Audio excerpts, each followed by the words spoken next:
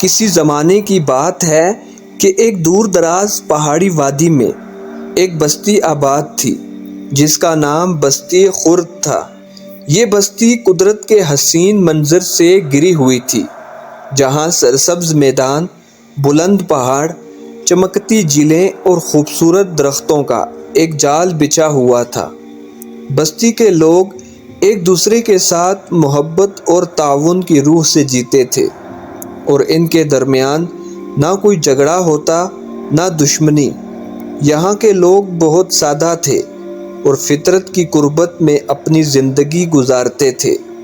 وہ نہ دولت کی طلب رکھتے تھے، نہ چاہ و حشمت کی، اور نہ ہی دنیا کی عارضی خوشیوں کے پیچھے دوڑتے تھے۔ ان لوگوں کا ایمان تھا کہ سکون اور خوشی صرف انسان کے دل میں ہوتی ہے، اور جو شخص اپنے دل کو صاف رکھتا ہے وہی سچی خوشی حاصل کرتا ہے۔ ان کے روزمرہ کے کاموں میں حکمت اور فہم کی جھلک دکھائی دیتی تھی، اور ان کی زندگیوں میں ایک ایسا سکون تھا جسے کوئی لفظ بیان نہیں کر سکتا تھا۔ اسی بستی میں ایک دانا فقیر رہتا تھا جس کا نام حکمت علی تھا۔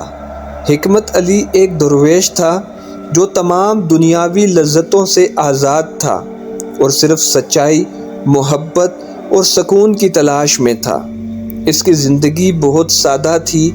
وہ دن رات لوگوں کے درمیان رہ کر انہیں حکمت اور مشورے دیتا تھا۔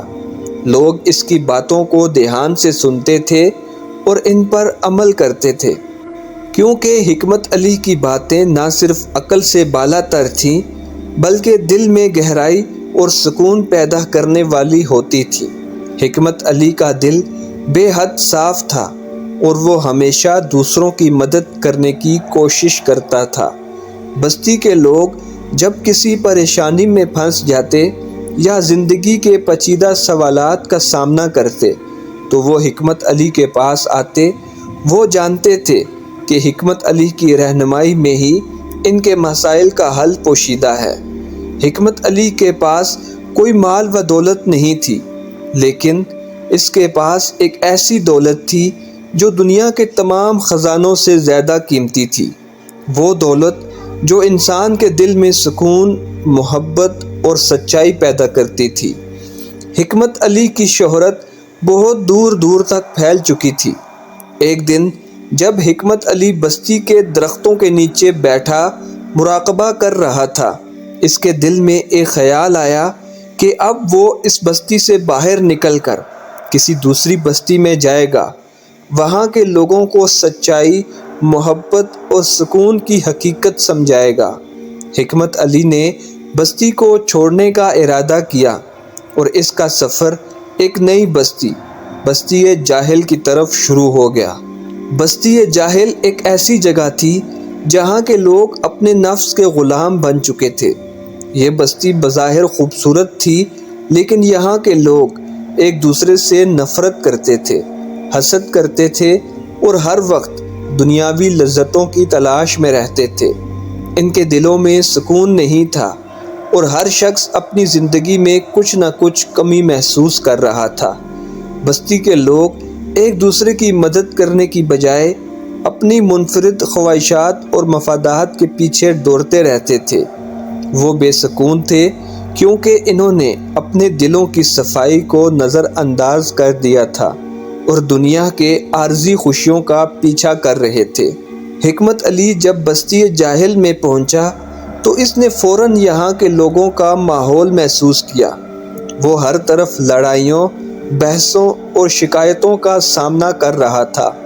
بستی کے لوگ ایک دوسرے سے بات چیت کرنے کی بجائے ایک دوسرے پر الزامات عائد کرتے اور اپنے مسائل کو حل کرنے کی بجائے ان میں مزید الجھتے جاتے تھے۔ حکمت علی نے گہرائی سے ان لوگوں کو دیکھا اور سمجھا کہ یہ لوگ حقیقت میں بہت معذور ہیں، بے سکون اور دلوں میں غموں سے بھری ہوئی زندگی گزار رہے ہیں۔ حکمت علی نے فیصلہ کیا کہ وہ ان لوگوں کو اپنے عمل سے سکھائے گا۔ اس نے بستی کے وسط میں ایک درخت کے نیچے بیٹھ کر مراقبہ تیار کرنا شروع کر دیا۔ اس کی خاموشی میں ایک خاص کشش تھی اور آہستہ آہستہ لوگ اس کے قریب آنا شروع ہوئے۔ ان لوگوں نے جب حکمت علی کی خاموشی میں سکون محسوس کیا تو وہ ان کے ساتھ بیٹھ گئے اور ان سے بات کرنے کی خواہش ظاہر کی۔ حکمت علی نے انہیں بتایا، تمہارے دلوں میں وہ سکون اور محبت ہے جسے تم نے اپنے اندر دفن کر لیا ہے۔ یہ سکون تمہارے اندر سے آنا چاہیے، لیکن تم اسے دنیا کی چیزوں کے پیچھے دوڑ کر نہیں پا سکتے۔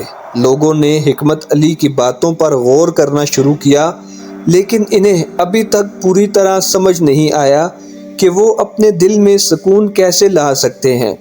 حکمت علی نے انہیں بتایا، سکون کا راز صرف باہر کی چیزوں میں نہیں ہے، بلکہ یہ تمہارے اندر چھپا ہوا ہے۔ تمہارے دلوں میں محبت اور سکون کی جڑیں ہیں، بس تمہیں انہیں اپنی زندگیوں میں جگہ دینی ہوگی۔ حکمت علی کی یہ باتیں ان لوگوں کے دلوں میں گہرا اثر چھوڑ گئیں اور وہ اس کی بات کو سمجھنے کی کوشش کرنے لگے۔ حکمت علی نے بستی کے لوگوں کو مختلف طریقوں سے سکھانے کی کوشش کی۔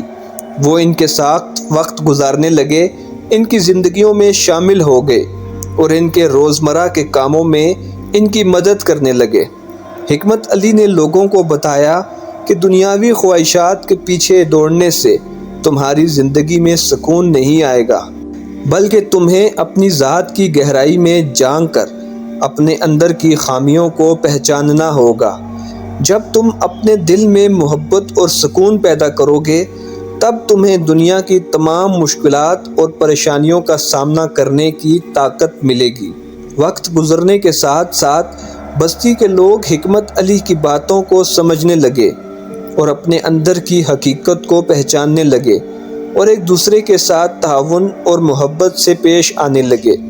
بستی کی فضا بدلنے لگی، لوگ اپنے آپ میں تبدیلیاں محسوس کرنے لگے، وہ ایک دوسرے کی مدد کرنے لگے اور دنیا کی عارضی خوشیوں کی بجائے اپنے اندر کی خوشی کو تلاش کرنے لگ گئے۔